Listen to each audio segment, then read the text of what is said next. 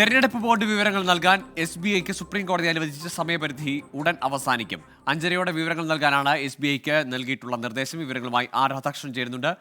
ഇതുവരെ ഈ വിവരങ്ങൾ സമർപ്പിച്ചിട്ടുണ്ടോ SBI? ഈ ഔദ്യോഗികമായിട്ട് അത്തരത്തിലുള്ള ഒരു അറിയിപ്പ് ലഭിച്ചിട്ടില്ല. പക്ഷെ നമുക്ക് മനസ്സിലാക്കാനായിട്ട് സാധിക്കുന്നത് രാവിലെ മുതൽ തന്നെ ഇതിനനുബന്ധമായിട്ടുള്ള നടപടികൾ പുരോഗമിക്കുന്നു എന്നുള്ളതാണ്. 5:30 മണിയോടുകൂടി ഇന്നത്തെ പ്രവൃത്തി ദിവസം അവസാനിക്കുന്നതിന് മുമ്പായിട്ട് ഈ വിവരങ്ങൾ നൽകണം എന്നുള്ള നിർദ്ദേശമാണ് SBIക്ക് പാലിക്കേണ്ടതായിട്ട് ഉള്ളത്. SBI ഇന്നലെ തന്നെ വ്യക്തമാക്കിയിരുന്നു ഈ വിവരങ്ങളിൽ സംയോജിപ്പിക്കാത്ത വിധത്തിൽ ഇവ തങ്ങളുടെ പക്കൽ ഇപ്പോൾ തന്നെ ഉണ്ട്.